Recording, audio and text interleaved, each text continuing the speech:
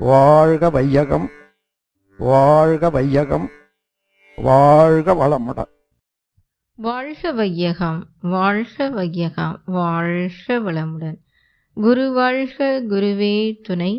ஆசான் அருள் தந்தை வேதாத்ரி மகரிஷி அவர்கள் நம்மோடு சுக்மமாக நிறைந்து என்னையும் ஒரு சிறந்த கருவியாக்கி இந்த சிந்தனையை சிறப்புடன் வழி நடத்துவாராக. இன்றைக்கே மரணத்திற்கும் அஞ்ச வேண்டியதில்லை என்ற பொருளில் சிந்தனை செய்ய இருக்கின்றோம். அன்பர்களே, எந்த துன்பத்தையும் அனுபவிக்க பயப்படக்கூடாது.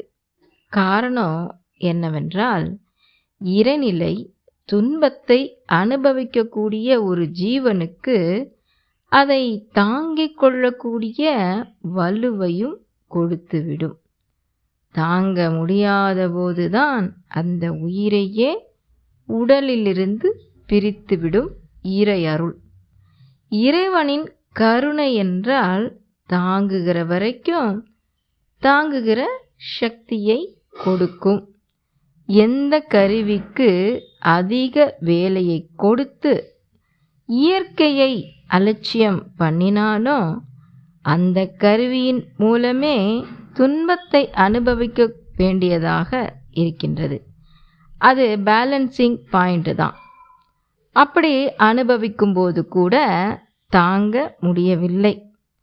மனிதனுக்கு தாங்க முடியாத போது மயக்கம் வந்துவிடும். அதாவது கோமா ஸ்டேஜ் என்று சொல்வாங்களே, அந்த நிலை வந்துவிடும். துன்பத்தை அப்போ மனிதன் உணர முடியாத நிலைக்கு செல்கின்றான். அல்லது உயிர் வேறு உடல் வேறு என்று பிரித்து எடுத்துவிடும். அதுதான் பிரபஞ்ச பேரறிவு,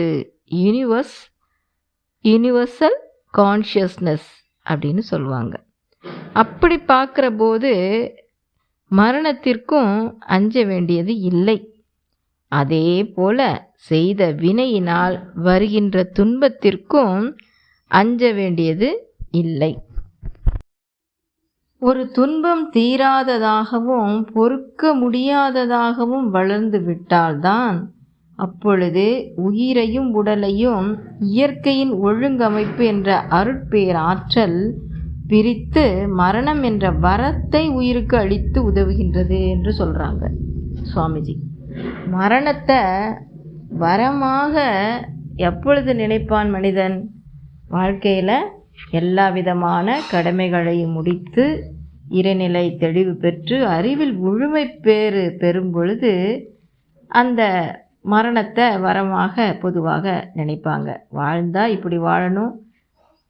இறக்கும்போது மனுஷன் படுக்கையில் படுத்து கஷ்டப்படாமல் நிம்மதியாக கடைசி வரையும் நடமாடிக்கிட்டே இருந்தார் அப்படின்னு மற்றவங்க சொல்லுவாங்க.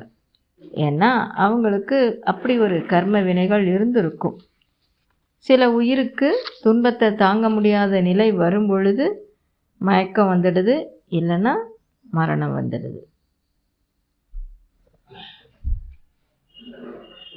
இப்போது இந்த உடலை விட்ட உயிர்களை 3 வகையாக பிரிக்கலாம்னு சொல்கிறாங்க சுவாமிஜி.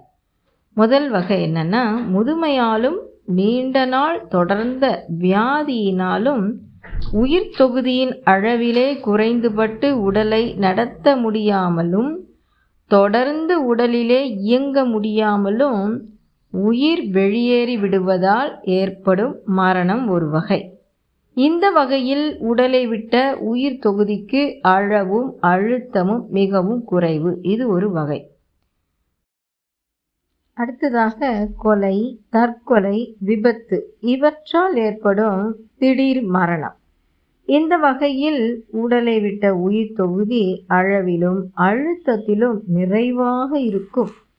வாழ்ந்து கொண்டிருக்கும் மனித உடலோடு இணைந்து கொள்ளும் வேகம் இந்த வகை உயிர் தொகுதிக்கு அதிகம். இது 2வது வகை.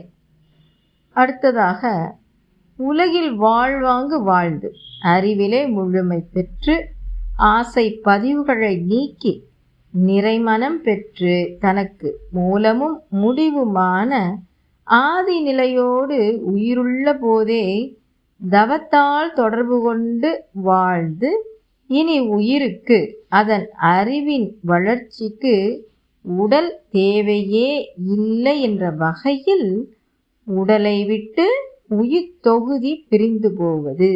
இது 3வது வகை. இந்த 3வது வகையில உயிரை விட்டவர்கள் தான் பெரிய பெரிய தவசீலர்கள், மகான்கள், அறிவில் முழுமை எய்திய மகான்கள் என்று சொல்லலாம். ஆக உடலை விட்டு பிரிந்து போகும் உயிர்களை இயற்கை மரணம், திடீர் மரணம், தூய்மையும் முழுமை பெற்றதால் ஏற்படும் முடிவு என 3 வகையாக பிரித்து சுவாமிஜி சொல்றாங்க. எந்த வகை உயிரானாலும் இச்சை பதிவு, பழக்கப்பதிவு, விழக்கப்பதிவு ஆக 3 வகை பதிவுகளும் உள்ளன. இந்த உயிர்கள் உடலை விட்ட பின்னரும் இச்சை பதிவு, பழக்கப்பதிவு காரணமாக நில உலகை விட்டு நீண்ட தூரம் விலக முடியாது. உலகில் வாழும் மக்கள் குணாதிசயம், தரம், தன்மைக்கேற்ப இந்த உயிர்கள், உடலை விட்ட உயிர்கள் தங்களுக்கு ஒத்த குணமுள்ள மக்கள் உயிர் தொகுதியோடு தொடர்பு கொண்டு சிறுக சிறுக தங்களிடமுள்ள பதிவுகளை எல்லாம் போக்கிக் கொள்ளும். உடல் விட்ட உயிர் தொடர்பால் மக்களுக்கு ஆற்றல் மேலோங்கும். பெரும்பாலும் நன்மையாகவும் சில சமயம் முரண்பாடுகளால் தீமை விளைவிப்பதாகவும் அமையலாம். இவ்வாறு உடல் விட்ட உயிர்கள் அனைத்தும் அதற்கு ஒத்த குணமுடையவர்களோடு சேர்ந்து இயங்கி தனித்தனியே அணு அணுவாக பிரிந்து தனது தொகுதி நிலை இழந்து மகாகாசத்தோடு பிறகு கலந்துவிடும்.